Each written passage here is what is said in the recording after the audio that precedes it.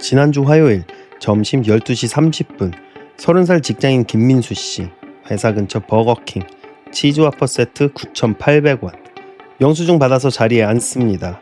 그날 저녁 9시 친구가 카톡으로 기사 하나 보내옵니다. 버거킹 코리아 1조 매각 추진.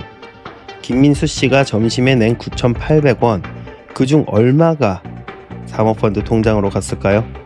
답부터 말씀드립니다. 와퍼 한 개 마진의 절반 이상이 결국 사모펀드 LP들 통장으로 흘러갑니다. 한국에서 사모펀드가 인수한 친숙 브랜드 홈플러스, BHC 치킨, 버거킹, 공차 그리고 한 번에 다 말하기도 어렵습니다. 한국 사모펀드 시장 규모 2024년 말 기준 153조 6천억, 정부 1년 예산 728조의 21%, 그리고 그 LP 중 가장 큰 손이 우리가 매달 내는 국민연금입니다. 오늘은 한국 사모펀드 인수 브랜드 4곳 같이 까봅니다. 결국 우리 점심값이 어디로 가는지 같이 봅시다. 일단 숫자부터 봅시다. 사모펀드라는 게 뭐냐? 회사를 통째로 사고 5년에서 7년 후에 비싸게 파는 펀드입니다. 영어로 PEF, Private Equity Fund. 그럼 왜 회사를 통째로 사느냐? 사고 나서 운영비 줄이고 자산 팔고 빚 끼우고 가치를 올려서 5년 뒤 비싸게 팔기 위해서입니다. 평균 보유기간 5.2년. 출처는 한국경제 매거진. 그럼 한국 사모펀드 규모 2024년 말 기준 약정액 153조 6천억. 약정액이란 운용사가 LP들로부터 받기로 약속한 자금 총액이고요. 출처는 금융감독원입니다. 153조가 어느 정도 되냐고요? 정부 1년 예산 728조의 21%. 그러니까 정부가 1년 동안 쓰는 돈의 5분의 1이 사모펀드 손에 모여 있다는 얘기입니다. 그 돈은 누가 냈을까요? 가장 큰 LP, 출자자가 우리 국민연금입니다. 국민연금 사모투자 잔액 90조 6천억. 한마디로 우리가 매달 내는 국민연금이 사모펀드한테 가서 그 사모펀드가 우리 동네 마트, 치킨집, 햄버거집을 사고 거기서 나오는 수익이 다시 우리 국민연금으로 돌아옵니다. 황당하시죠? 우리 돈이 우리한테서 점심값을 회수하는 구조. 자, 그럼 4곳 하나씩 봅시다. 첫 번째는 홈플러스. 2015년 9월 MBK 파트너스라는 한국 사모펀드가 영국 테스코로부터 홈플러스를 인수합니다. 인수금액 7조 2천억. 한국 사모펀드 역사상 최대 단일 거래. 근데 이게 어떻게 가능했냐? 7조 2천억을 MBK가 다 낸 게 아니거든요. 일부는 자기 돈, 나머지는 빚으로 사옵니다. 이걸 LBO라고 합니다. Leveraged Buyout, 차입 매수. 빚으로 회사를 사고 그 회사 자산으로 빚을 갚는 인수 방식입니다. 사고 나면 그 빚이 인수한 회사한테 떠넘겨집니다. 그래서 인수 직후 홈플러스가 갑자기 큰 빚 짊어진 회사가 된 거죠. 그 빚을 어떻게 갚느냐? 매장 부동산을 팔기 시작합니다. 이건 세일 앤 리즈백이라고 합니다. 매장 건물을 부동산 회사에 팔고 그 자리에서 임대로 다시 들어와 영업하는 구조. 한국 기준 매장 수십 곳이 이렇게 처리됐다고 보도됐습니다. 그러는 동안 직원 구조 조정도 같이 진행됐고 마트 노조 자료에 따르면 인수 후 매년 인력 감축이 있었습니다. 그 결과가 2025년 3월에 터집니다. 홈플러스가 법인회생을 신청합니다. 매장 임대료 부담이 한계까지 차서 자력으로 영업이 어려운 상태가 된 거죠. 근데 여기서 우리가 짚어야 할 건 사모펀드 입장에서는 이 거래가 실패라기보다는 이미 회수할 만큼 회수한 거래일 수 있다는 점입니다. 두 번째, BHC 치킨. 이게 사실 오늘 영상의 핵심 사례입니다. 2018년과 2020년 MBK 파트너스가 BHC를 인수합니다. 총 인수금액 7,182억. 출처는 더스크프와 한국일보입니다. 인수하고 6년이 지났습니다. 그동안 MBK가 BHC로부터 받은 배당 5,017억 원. 5,017억 원이 어느 정도냐고요? 인수에 들어간 7,182억의 약 70%를 회수한 겁니다. 6년 만에 인수자금 70%를 배당으로만 회수. 그러니까 회사 자체가 그대로 있어도 MBK 입장에서는 이미 본전 거의 다 찾은 셈이죠. 그럼 BHC 가맹점은 어땠을까요? 보도에 따르면 BHC 가맹점 매출이 같은 기간 13.5% 감소했습니다. 출처는 더 스쿠프입니다. 가맹점 매출 줄어드는 동안 본사 배당은 5,017억 빠져나간 구조. 근데 이게 황당한 게 BHC 인수 후 가격은 어떻게 됐을까요? 2021년과 2023년 두 번 인상이 있었습니다. 치킨 한 마리 가격이 인수 전 17,000~18,000원대였는데 지금은 20,000원대 초반입니다. 가격은 올랐고 가맹점 매출은 줄었고 본사 배당은 5,017억. 어디로 갔을까요? MBK 사모펀드로, 그리고 그 MBK 펀드의 LP들로. 그러니까 최종적으로 국민연금, 교직원 공제회로 일부 돌아옵니다. 그래서 BHC 사례는 사모펀드가 회사 굴려서 어떻게 회수하는지 가장 잘 보여주는 사례입니다. 빚으로 회사 사고, 회사 자산 이익으로 빚 갚고, 그 위에 배당으로 추가 회수. 국정감사에서도 비슷한 지적이 나왔습니다. 본사가 배당 가져가는 동안 가맹점 매출이 줄었다는 보도와 발언이 잇따랐죠. 그래서 BHC 사례는 사모펀드 인수 후 가맹점 소비자가 어떻게 되는지 가장 직접 보여주는 사례입니다.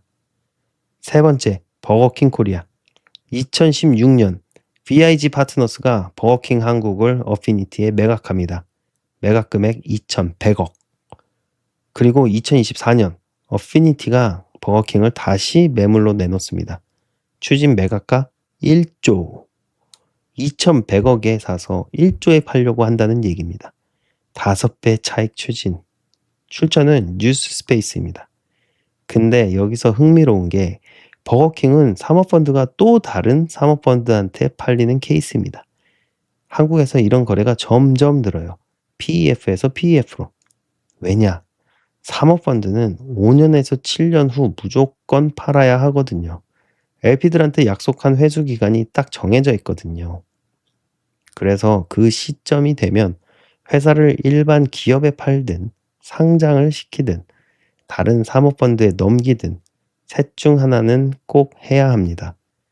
일반 기업이 안 사겠다고 하면 결국 다른 사모펀드한테 갑니다. 그러면 그 새 사모펀드는 또 5년에서 7년 운영하다 팔고, 이게 돌고 도는 구조입니다. 시청자 입장에서 볼 때 버거킹 매장은 그대로지만 그 매장 뒤에 있는 주인은 바뀌어 있는 거죠. 그러는 사이 가격이 한 번씩 오릅니다. 2014년 UCK 파트너스라는 한국 사모펀드가 공차 한국을 인수합니다. 인수금액 360억. 그리고 2019년 미국 사모펀드 TA 어소시에이츠의 매각 금액 3,500억. 5년 만에 360억이 3,500억으로 차익이 약 9배.